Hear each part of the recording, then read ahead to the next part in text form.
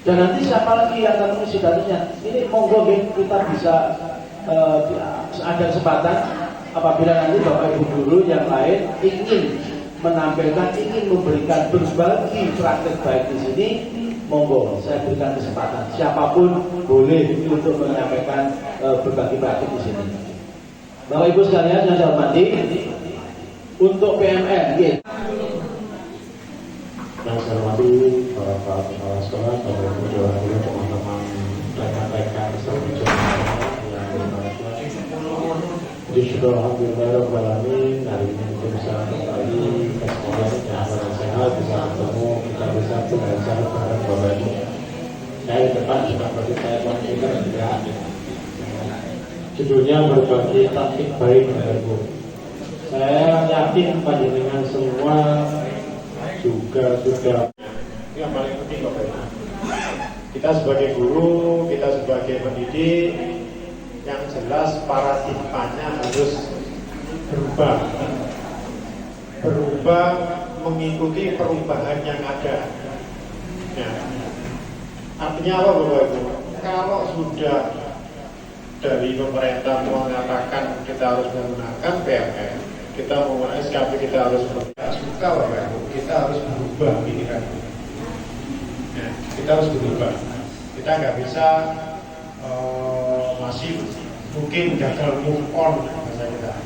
Ya, kita masih digerubung. Saya kemarin sama aja ngobrol dengan Pak Pengawas, dengan Pak Agus.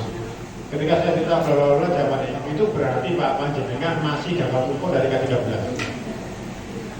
Ya di sini nih, pokoknya merdeka Pak. Pokoknya merdeka.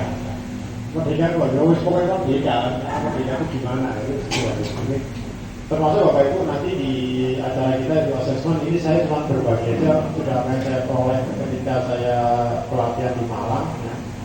Bapak Ibu yang jelas assessment. Ya.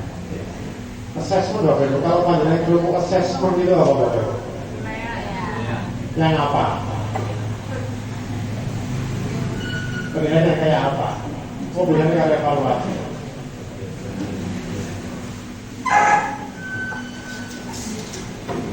Oh, beda dengan evaluasi ya. Orang belajar mulai dari awal sampai akhir semester.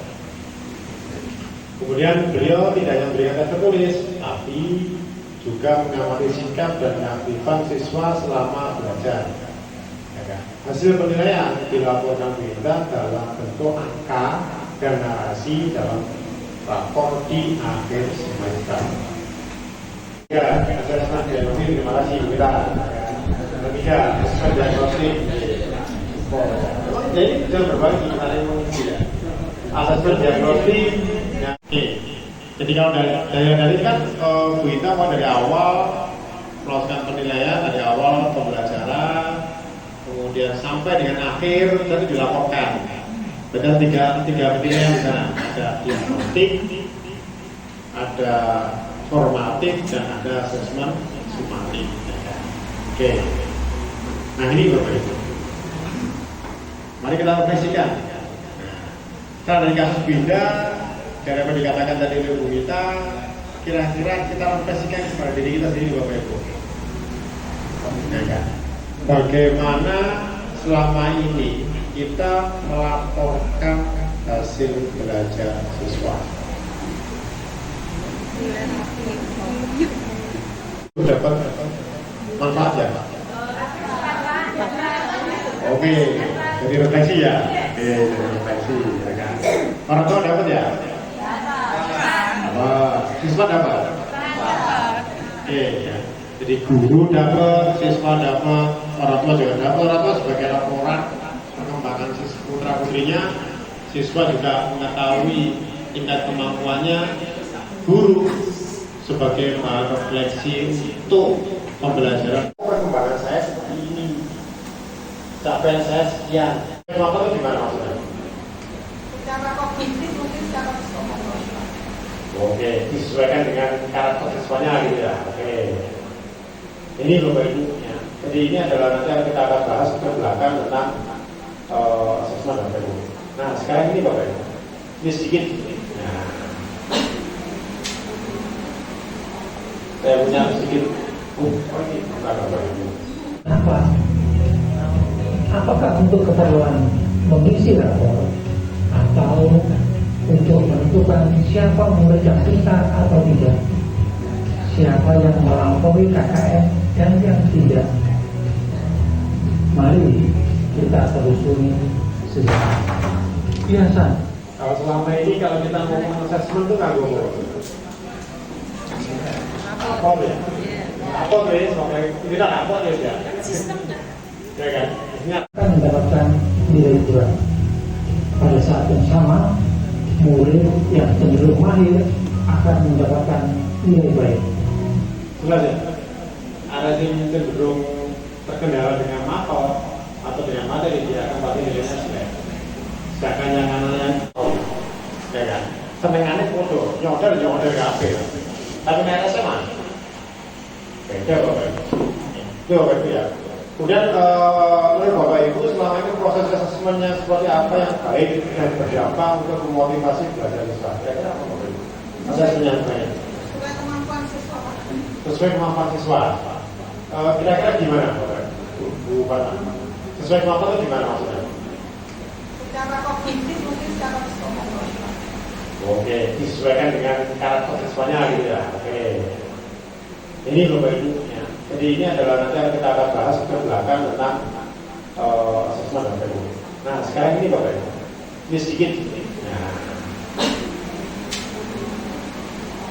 saya punya sedikit. Ini bukan Bapak Ibu.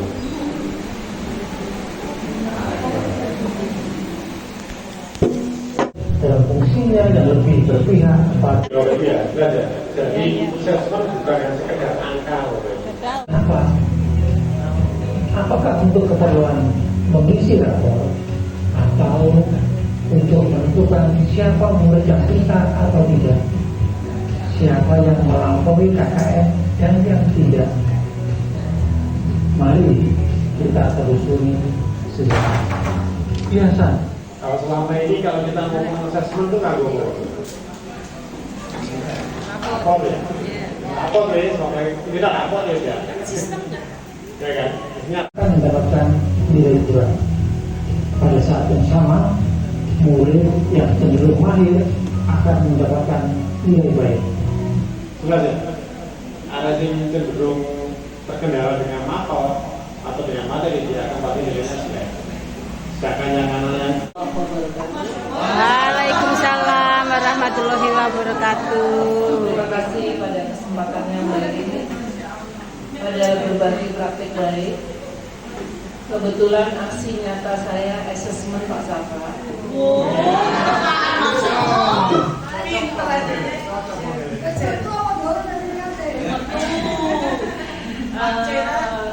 Sebenarnya yang saya tanyakan itu pada aksi nyata yang saya buat, menurut saya sudah saya sampaikan ketiganya, yaitu asesmen awal, formatif, dan sumatif.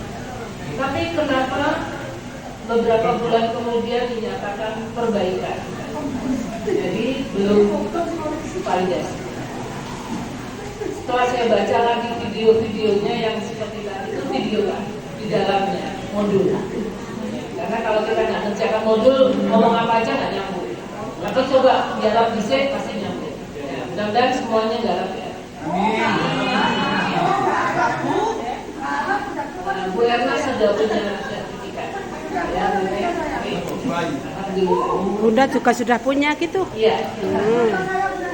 Enggak, saya sudah punya. Saya baca sekali aksi nyata.